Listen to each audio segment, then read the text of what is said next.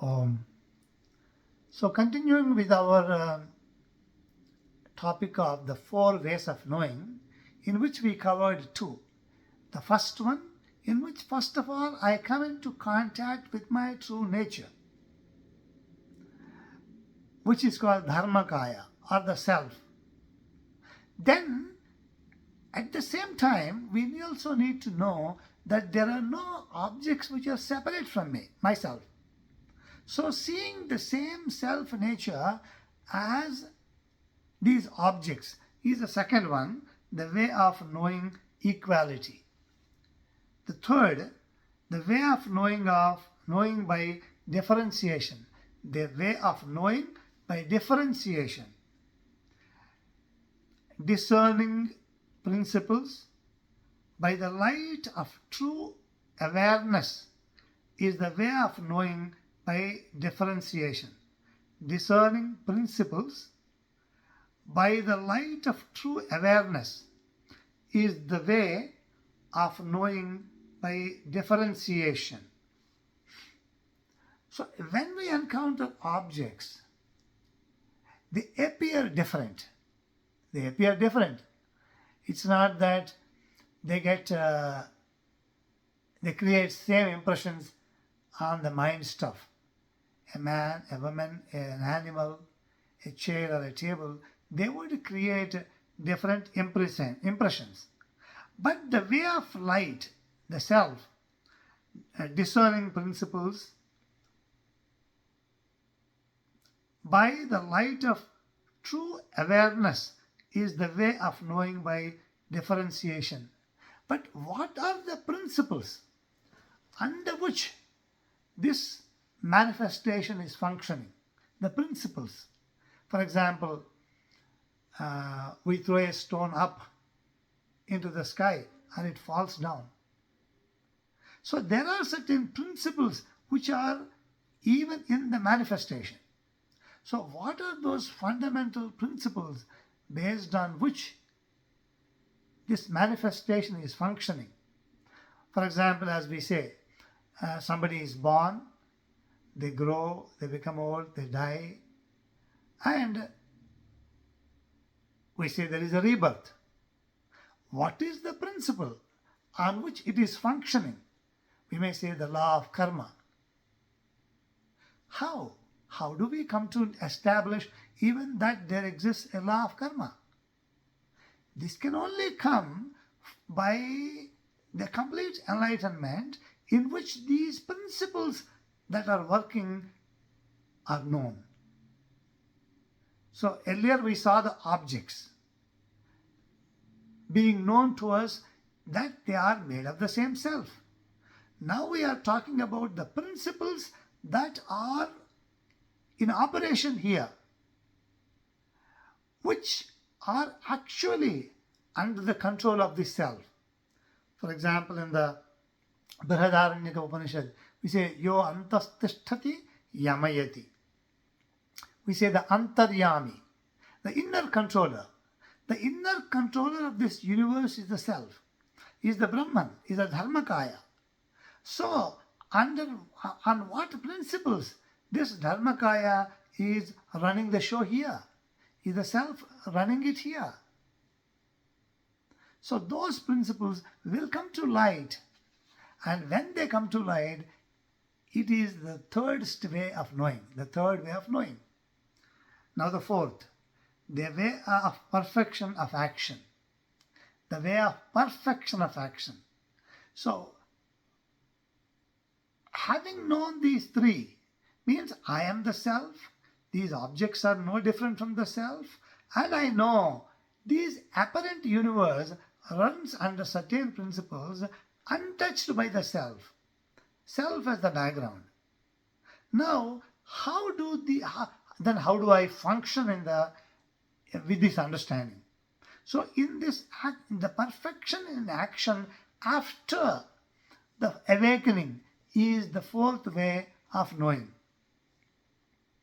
Coughing, spitting, moving the arms, activity, stillness, all that is done in harmony with the nature of reality is called knowledge through doing things.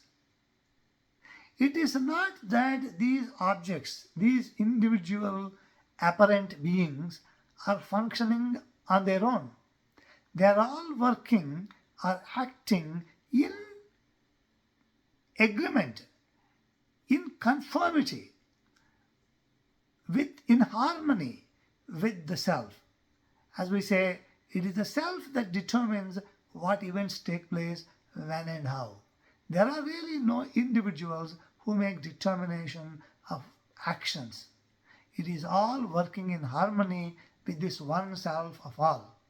That's what he's saying. When you come to know that, even the mundane things like he mentioned here, coughing, spitting, moving the arms, activity, stillness, all that is done in harmony with the nature of reality is called knowing through doing things. Knowing through doing things.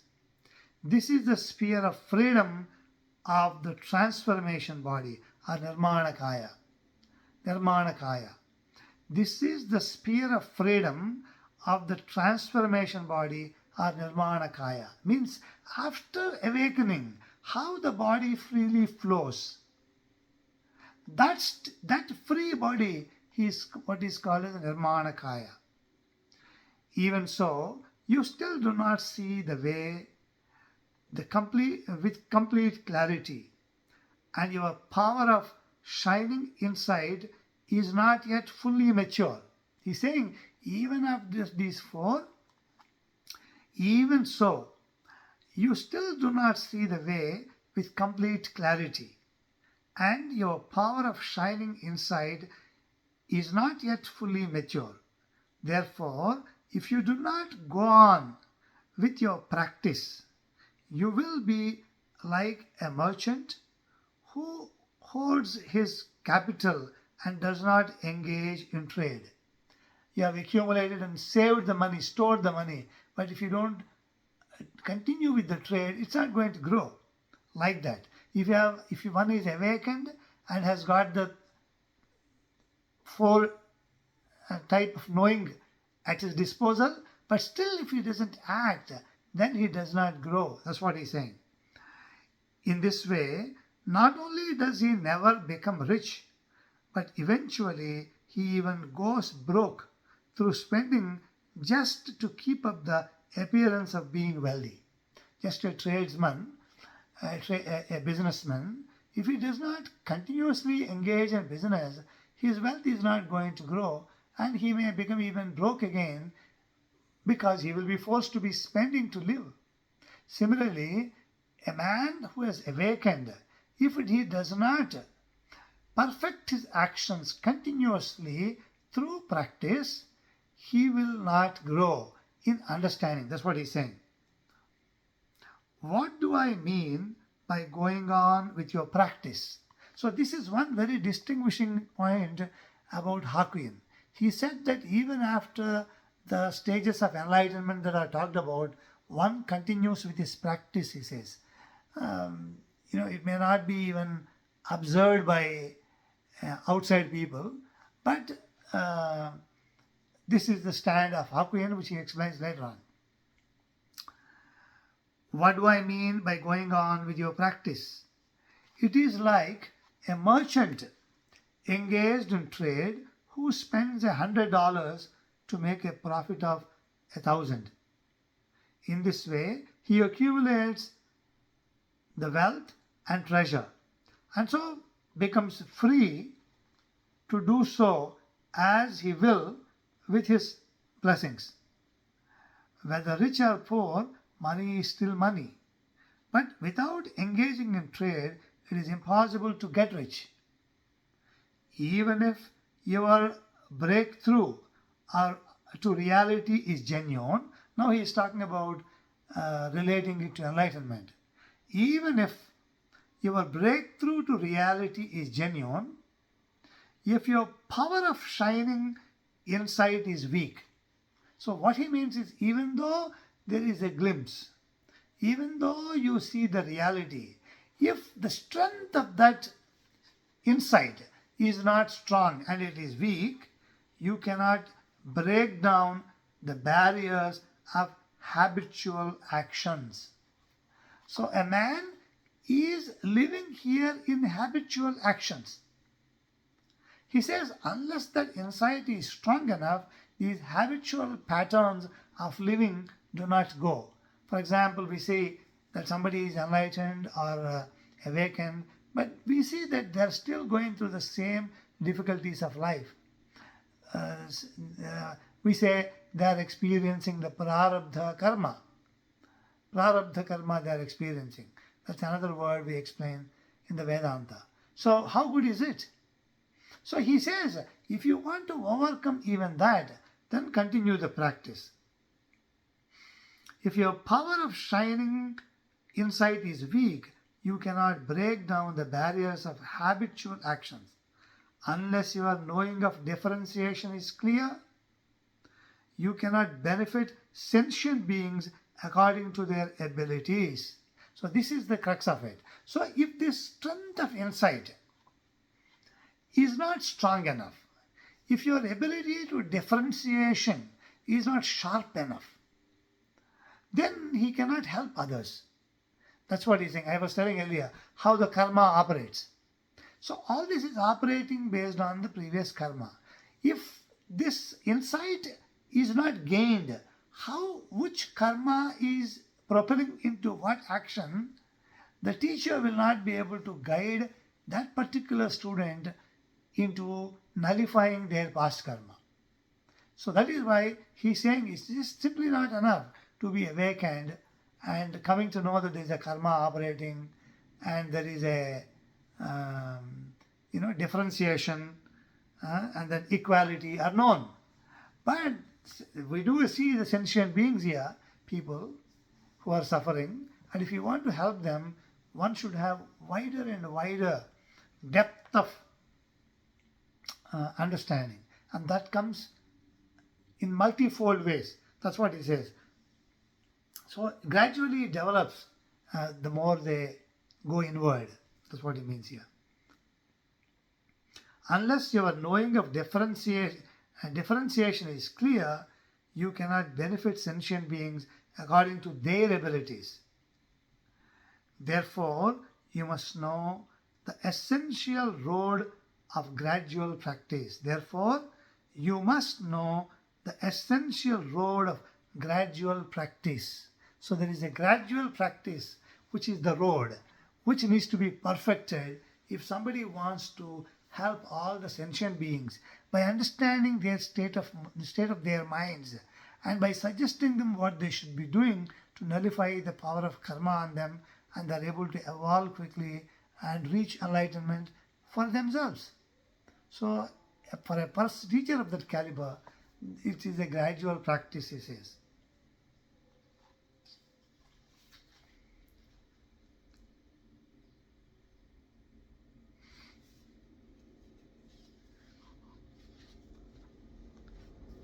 Next, great faith, great doubt. Great faith, great doubt. Hakuin then asked rhetorically, what is great perfect mirror knowing? What is great perfect mirror knowing? He is elaborating on those ideas. He replies that it means that if you want to see into this great matter, you must first generate great will. Now he is talking about how to become enlightened. What are the steps required, even at the first level? You need to generate. He replies that it means that if you want to see into this great matter, you must first generate great will, great faith, and great determination to see through the originally inherent awakened nature. Unless one's determination is there that I want to come to know the self, they have a firm faith based on the scriptures and the teachings of the teachers that there is a dharmakaya, there is a one self of all. They will not be able to do the next steps required. So first step is a great faith. and then determination, being stuck to it and continuing against hardships.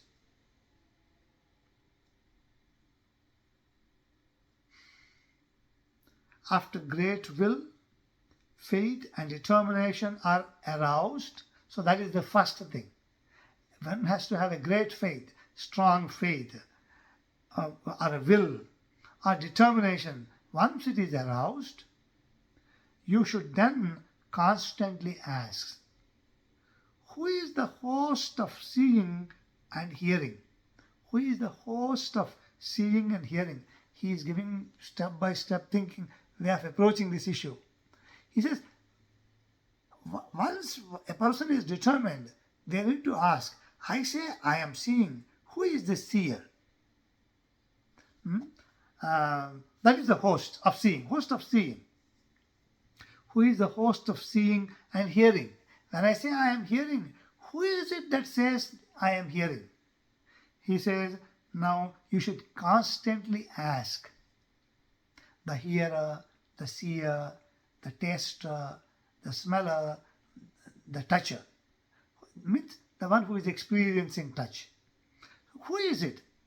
That one needs to ask constantly, he says. Walking, standing, sitting, lying down, active or silent, whether in favorable or unfavorable circumstances. Throw your mind into the question of what is it that sees everything here and now? What hears? This, he says, in all stages, whether you are sitting, standing, walking, lying down, continuously be persistent with this idea to reach who is this hearer, seer, thinker, smeller, taster and experience of touch. Who is this? That, he says, is the next step. See, this is a very different from the so-called religious practices. Religious practices, for whatever value they have as a preliminary preparation, have their own limited space. But if one wants to encounter this enlightenment, this one self of all, one needs to go through this. Like Ramana Maharshi said, who am I? Who am I is the only inquiry that Ramana Maharshi prescribed. Who am I? So when I say, I am the hearer, we generally say, I am the one who is eating, I am the one who is smelling. Ramana Maharshi wanted to ask you, who is this I? Who am I? The same thing Hakuin is saying here, but in a more step-by-step approach. When you see who is the seer, he is asking. Questions like this, question like this, ponder like this, ultimately, what is it? Ultimately, what is it? So you need to go to the essence of the seer. Ultimately, what is it? If you keep on doubting continuously with a bold spirit and a feeling of shame urging you on, with a feeling of shame urging you on, meaning, oh, I have not found yet. That's what he means by feeling of shame, urging you on. Oh, I haven't known yet. So please go. You haven't known yet. Move. Like that. Your effort will naturally become unified and solid, turning into a single mass of doubt throughout heaven and earth. Meaning, one's intensity to know the seer should become one solid question in front of us, making up the entire universe, as if that is the only thing in front of me. So this doubt, this intensity to come to know the seer, taster, knower, etc. That's what he means by heaven and earth here, throughout heaven and earth. The spirit will feel suffocated. Means one is not comfortable without knowing an answer for this. The spirit will feel suffocated and the mind distressed. like a bird in a cage, like a rat that has gone into a bamboo tube and cannot escape. Means without an answer to this question, what is it that ultimately sees? What is it that ultimately hears? So if that is the single point of inquiry, it should become so intense that one feels as if choked without an answer for that. That intensity. So the practice will result only when the intensity is there. This is the crux of it. Intensity, intensity, intensity of seeking, of finding a solution. At this time, if you just keep going without falling back, you will feel that you are entering a crystal world. You are entering a crystal world. The whole world, inside and outside, mats and ceilings, houses and cars, fields and mountains, grasses and trees, people and animals, utensils and goods, all are as they are, but like illusions, like dreams, like shadows, like smoke. Means the intensity of this quest makes you feel rest all is just an illusion. Your mind has taken only this question in its full and entirety. So rest all is vanishing. They are like illusions. When you open your eyes clearly with presence of mind and see with certainty, an inconceivable realm appears that seems to exist, yet also seems not to exist in a way. This is called the time when the knowing essence becomes manifest. So in spite of all these worldly things existing around us, the mind has focused on an essence. That stage is being reached by simply focusing on this one question: what is that really sees? What is ultimately that sees? As it says, when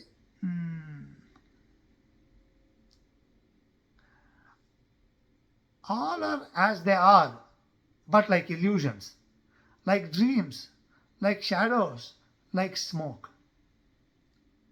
When you open your eyes clearly, with presence of mind, and see with certainty, an inconceivable realm appears that seems to exist. It also seems not to exist in a way. Meaning, when this concentration has come to that level, a new realm of appears for this vision, for the vision, for understanding. This is called the time when the knowing essence becomes manifest. The knowing essence has become manifest. The knowing essence has become manifest, and the whole world looks like an illusion or like a dream. Because the goal is to manifest that essence. So this stage will be reached when you pursue intensely this question of who am I? And the whole world becomes illusory and the essence appears or manifests. Next.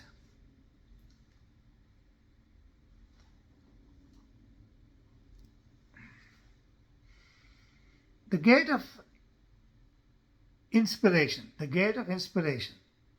If you think this is wonderful and extraordinary and joyfully become infatuated and attached to this, you will after all fall into the cave of demons and will never see the real awakened nature. So the experience of seeing a realm where this world appears like a dream is not the ultimate. But that is going to give you joy because you have crossed differentiation. So if somebody mistakes that to be the essence, the ultimate essence, then they are mistaken.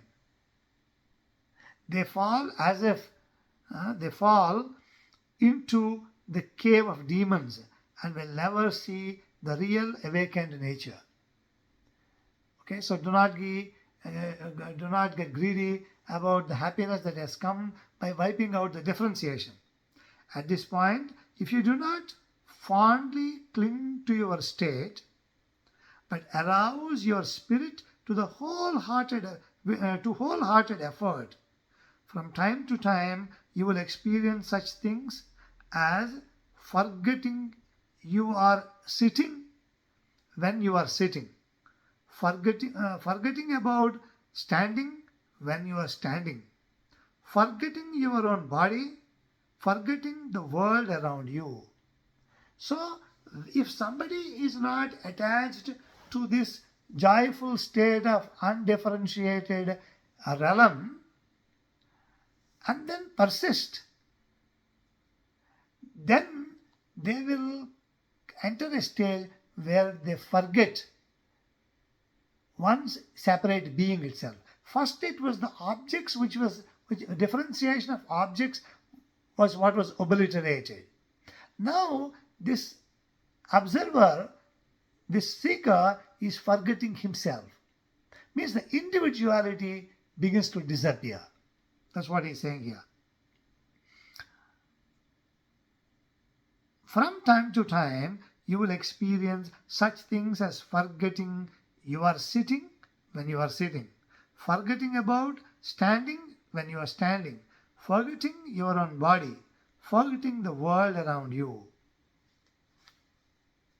Then, if you keep going without retarding, the conscious spirit will suddenly shatter and the awakened nature will appear all at once. This is the great perfect mirror knowing. So here he is explaining one more time. Then if you keep going without retreating, the conscious spirit will suddenly shatter. The conscious spirit will suddenly shatter. Conscious spirit is what? I. The conscious spirit is I. That will shatter, means I spirit will shatter. And the awakened nature in which there is no separate I. I am seeing that I is gone, that is shattered. And the real seeing, the seer of the seeing will appear. Awakened nature will appear all at once. This is the great perfect mirror knowing. This is the first stage of inspiration. This is the first stage of inspiration. You can discern the source of 80,000 doctrines with their limitless subtle meanings all at once. As one becomes, all become. As one decays, all decay. Nothing is lacking. No principle is not complete. As a newborn child of the Buddha, the new Bodhisattva will reveal the sun of wisdom of the awakened nature. But even so, the clouds of his former actions will not have yet been cleared away. So here he is talking about when you come to know this true awakened state has awakened, that is still the first stage of inspiration. What we are thinking probably enlightenment, as many people term initially, he says it is still the first stage alone. It is still not the so-called Sarvajnata or all-knowing nature, Buddhahood. It is not that. But once again I'll read the sentence. This is the first stage of inspiration. You can discern the source of 80,000 doctrines, meaning all the teachings of the teachings in the Buddhism or any other philosophy will become revealed, because they have been teaching this self of all. That was the teaching. That was the whole goal of this unfolding the teaching, so that the seeker comes to know that his true reality is that one self of all. So this is what he means. You can discern the source of 80,000 doctrines with their limitless subtle meanings all at once. Means once you touch the self, then all the concepts, what they were explaining, will become clear to you. As one becomes, all become. As one decays, all decay. Nothing is lacking. No principle is not complete. As a newborn child of Buddha, means this is the newborn child of Buddha. The new Bodhisattva will reveal the sun of wisdom of the awakened nature. But even so, the clouds of his former actions will not have yet been cleared away. So even though one has reached a stage, his previous karma is not completely cleared. That's what he says. Okay? We'll stop here and continue in the next segment. Om Shanti Shanti Shanti.